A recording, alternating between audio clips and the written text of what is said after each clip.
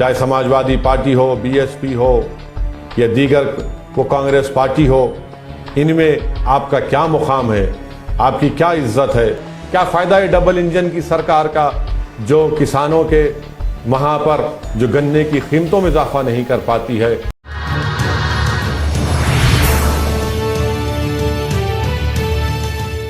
नाज़रीन आदाब, मैं हूं मुमताज़ आलम रिजवी और इस वक्त मैं एक और अहम ख़बर लेकर हाजिर हुआ हूं जो कि MIM के ताल्लुक़ से है।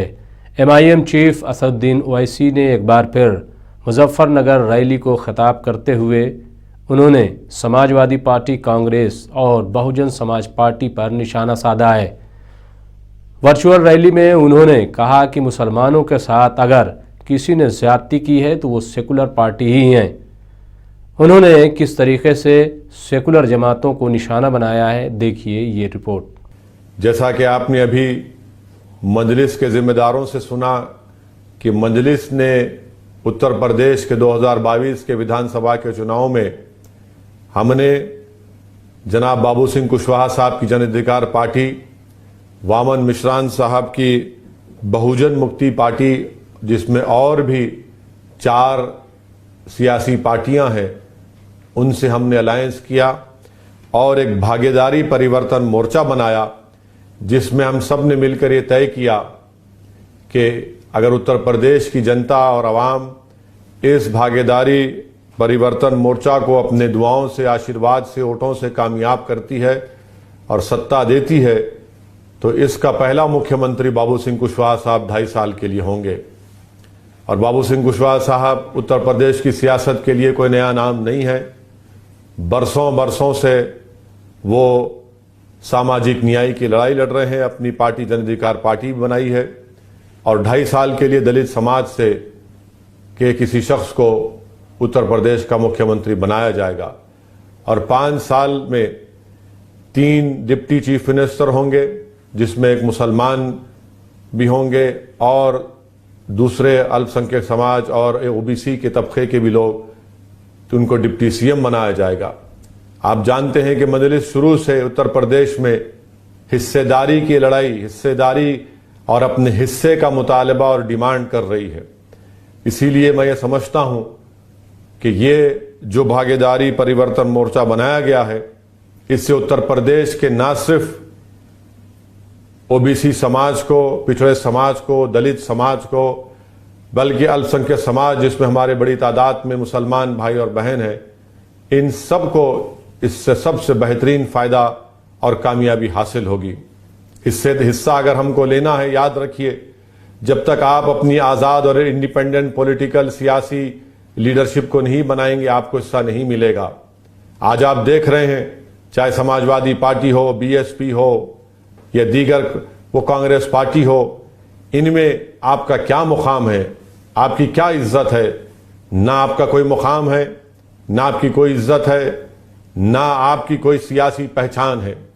याद रखिए मेरे अजीज दोस्तों और बुजुर्गों, भारत का सबसे बड़ा प्रदेश उत्तर प्रदेश है। अगर इसमें आपको अपना मुकाम पैदा करना है, अगर आपको अपना हिस्सा लेना है, अगर आपको नाइंसाफियों का खात्मा करना है, तो मेरी आपसे एक ही दरबंदाना अपील है कि मुत्तहदा तौर पर अपने वोट का इस्तेमाल मुजफ्फरनगर से मजलिस के उम्मीदवार मोहम्मद इंतसार अंसारी साहब के हक में करिए। आपकी वोट की आज अहमियत नहीं रही, मेरी इस बात को यकीन कर लीजिए। आपने एक नहीं, आपने 2014 में फैसला लिया, आपने सपा को वोट दिया तो कभी कांग्रेस को वोट दिया तो कभी BSP को वोट दिया। नतीजा क्या निकला? BJP कामयाब हो गई। 2017 आया, सपा और कांग्रेस मिलकर विधानसभा के चुनाव लड़े, तब भी ये लोग BJP को रोक नहीं पाए और BJP का योगी आदित्यनाथ मुख्यमंत्री बन गए। 2019 के लोकसभा के चुनाव आए तो फिर सपा और बसपा मिल गए, 75% मुस्लिम समाज के लोगों ने वोट दिया, मगर तब भी सिर्फ 15 लोकसभा की सांसद की सीट पर सपा और BSP के कैंडिडेट उम्मीदवार कामयाब हुए। आज मैं आपको ये बता रहा हूं कि आपको आंख बंद करके नहीं, आपको आंख बंद करके वोट नहीं देना है, बल्कि आपको अपने आंख को खुले रखकर, अपने दिमाग को खुला रखकर, अपने दिल पर पूरा एतमाद और भरोसा करके अपनी ज़मीर की आवाज़ पर, आपके अंदर जो आज नाइंसाफ़ी की जो एक तड़प है, जो एक चिंगारी भड़क रही है, मेरी आपसे अपील है कि इस नाइंसाफ़ी को ख़ात्मा करने के लिए आपको मुत्तहदा तौर पर अपने वोट का इस्तेमाल मजलिस के उम्मीदवार इंतसार अंसारी के हक़ में करिए, ताकि आपको और हमको इंसाफ मिल सके। सामाजिक न्याय उसी वक्त होगा जब उत्तर प्रदेश में मजलिस के विधायक कामयाब होकर लखनऊ की विधानसभा में जाकर आपकी एक बेबाक आवाज़ बनेंगे, आपके नाइंसाफियों का जिक्र करेंगे, आपके हक का मुतालबा करेंगे, जुल्म का खात्मा करेंगे, मजलूमों की आवाज़ बनेंगे। उन नौजवानों की आंखों में जो बहते आंसू हैं उनको हिम्मत और हौसला दिलाएंगे, उनको जमहूरियत पर और यकीन दिलाएंगे। वो माँ बाप जो ज़ईफ़ हो चुके हैं, अपनी औलाद के मुस्तकबिल के लिए कई रातें करवटें लेती हैं, हम उनको राहत दिलाएंगे। ये मजलिस का आपसे वादा है, ये भागीदारी परिवर्तन मोर्चा का वादा है। सपा कहेगी कि भाजपा को हराना है वोट दो, बीजेपी कहेगी मुगलों को हराना है वोट दो, बीएसपी कहेगी कि फुलां को मुख्यमंत्री बनाना है। मजलिस आपसे कह रही है कि मुजफ्फरनगर के सदर की विधानसभा की सीट के जनता को जिताना है, आपके तकालीफ को, आपके मसाइल को हल करना है। एशिया की सबसे बड़ी गुड़ की मार्केट वहां पर है, मगर बताइए उसका क्या हाल है? कोई पुरसाने हाल नहीं है वहां पर। आज आप देखते हैं कि हर इस साल में 10-12 मरतबा पेट्रोल डीजल की कीमतों में इजाफा हो चुका है, एलपीजी गैस के सिलेंडर पर इजाफा हो चुका है। क्या फायदा है डबल इंजन की सरकार का, जो किसानों के वहां पर जो गन्ने की कीमतों में इजाफा नहीं कर पाती है। आज गरीब पिट रहा है कीमतों में इजाफा की वजह से, पेट्रोल डीजल सरसों के तेल की कीमतों की बढ़ने की वजह से।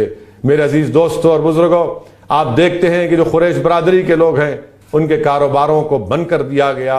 आज आप देखते हैं कि जो हमारे अंसारी भाई हैं जिनके पावर लूम हैं, आज वो पावर लूम कूड़ा में हर राज किए जा रहे हैं। बिजली की कीमतों में इजाफा कर दिया गया। ये तमाम चीज़ों का हम आपसे वादा कर रहे हैं कि ये तमाम चीज़ों से इंसाफ होगा, इन तमाम लोगों से इंसाफ होगा। ये डबल इंजन की सरकार जो उत्तर प्रदेश की जनता को बहुत बड़ा धोखा दे दिए हैं। मैं आपको बताना है ज़रूरी समझता हूं कि आप खुद पूछिए मोदी और योगी से कि क्या ये बात सच नहीं है कि उत्तर प्रदेश में जो ग्रेजुएट बच्चे हैं आज वो 51% अनएम्प्लॉयड हैं, बेरोजगार हैं। कौन जिम्मेदार है इसका? इसका जिम्मेदार मोदी और योगी हैं। आप जानते हैं कि उत्तर प्रदेश में टेक्निकल ग्रेजुएट हैं, 46% बेरोजगार हैं। इनकी बेरोजगारी का जिम्मेदार बीजेपी है। आज टेक्निकल डिप्लोमा और सर्टिफिकेट हासिल करने वाले बच्चे 66% हैं। आज वो बेरोजगार, उनका बेरोजगारी उनका मुकद्दर बन गया। इसका जिम्मेदार बीजेपी की सरकार, योगी आदित्यनाथ की सरकार है। मेरे अजीज दोस्तों और बुजुर्गों, आप देखते हैं कि कल हमने और आपने देखा कि कैसे रेलवे के एनटीपीसी के इम्तिहान के सिलसिले में प्रयागराज में, उत्तर प्रदेश में, भारत के कोने कोने में नौजवानों को मारा और पीटा गया। जो सिर्फ रेलवेज की 35,000 पोस्ट के लिए 1,25,00,000 लोगों ने इस इम्तिहान की तैयारी कर रहे थे। कैसे हम इन नज़ारों को भूलेंगे? मैं उत्तर प्रदेश के गयूर नौजवानों से पूछना चाह रहा हूं, बताओ क्या तुम्हारे हॉस्टल में घुसकर तुमको पुलिस के लाठियों से मारना, तुम्हारे हाथ और पैर को तोड़ना, तुम्हारे सर को फोड़ देना, तुम्हारे जिस्म को लहूलुहान कर देना, क्या उत्तर प्रदेश का नौजवान कब तक बीजेपी के इन तमाम हरबों को बर्दाश्त करेगा? मैं नौजवानों को याद दिलाना चाह रहा हूं कि CAA, NPR, NRC का कानून के खिलाफ बड़ी तादाद में माइनॉरिटीज के लोगों ने, जिसमें मुसलमान ने प्रोटेस्ट किया था, 22 लोगों को पुलिस फायरिंग में उनकी जान ले ली गई, उनको शहीद कर दिया गया।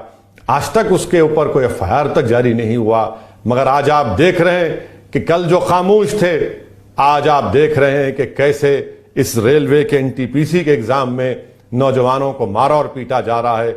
मेरी पार्टी उसका कंडेम करती है, उसका मजम्मत करती है। मैं आपको यह भी बताना चाहूंगा कि आज आप जब मजलिस मुस्लिम समाज, अल्पसंख्यक समाज, दलित समाज और पिछड़ा समाज के इंसाफ की बात करती है तो सबके पेट में दर्द शुरू हो जाता है। हम पूछना चाहते हैं भारत के होम मिनिस्टर जनाब अमित शाह से, आप अपने इन इलेक्शन मुहिम का आगाज कैराना से करते हैं, क्यों नहीं आपने लखीमपुर खीरी से किया?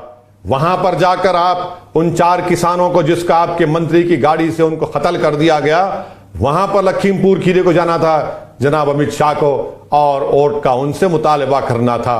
क्यों नहीं अमित शाह हाथरस गए? जिस वो दलित बच्ची को, जिसकी इज्जत को लूटा गया, जिसका कत्ल कर दिया गया और उसके अंतिम संस्कार में उसके खानदान के अफराद को भी शिरकत कर नहीं दिया गया, वहां पर जाना चाहिए था अमित शाह को। अमित शाह को जाना चाहिए था उन पीड़ित परिवारों के पास जो कोविड की दूसरी वेव में 2021 में और जून में जिनकी लाशें गंगा पर तीर रही थीं, मगर सिर्फ भाजपा कहती है कि हमको वोट दो, मुगलों को हराना है। सपा कहती है कि हमको वोट दो, बीजेपी को हराना है। मेरी आपसे अपील है मुजफ्फरनगर सदर की जनता से कि आप मंजलिस का साथ दीजिए। पूछिए इन तमाम जो अपने आप को सेकुलर कहते हैं समाजवादी को आपने कितने बार सत्ता में लाए? आपने कितने बार मुलायम सिंह यादव साहब को, अखिलेश यादव को मुख्यमंत्री बनाया? आपने बीएसपी को सत्ता दी। क्या यह बात सच नहीं है कि आज उत्तर प्रदेश में सिर्फ 1.70% मुस्लिम माइनॉरिटी के पास उत्तर प्रदेश में 2 एकड़ जमीन है? क्या यह बात सच नहीं है कि पर कैपिटा एक्सपेंडिचर, जो माहाना खर्चा होता है एक मुस्लिम घर में, वो सिर्फ 752 रुपीज है और पूरे भारत में एक घर में जो खर्चा होता है गरीबों का 988 रुपये है? कौन जिम्मेदार है इसका? इसका जिम्मेदार मंजलिस है। आज सबसे ज्यादा गरीब अगर कोई उत्तर प्रदेश में है, पॉवर्टी रेशियो है, तो सबसे ज्यादा सोशल ग्रुप में पॉवर्टी रेशियो अगर है तो मुस्लिम समाज का है। बेरोजगारी मुसलमानों में 5.92% उत्तर प्रदेश में, एससी समाज में 4.09, ओबीसी में 3.46। कौन जिम्मेदार है इसका? आपने बीएसपी को वोट दिया, आपने कांग्रेस को वोट दिया, आपने समाजवादी को वोट दिया, अखिलेश को मुख्यमंत्री बनाया। सबका साथ, सबका विकास, सबका विश्वास की बात करने वाली बीजेपी बताइए इसका क्या है?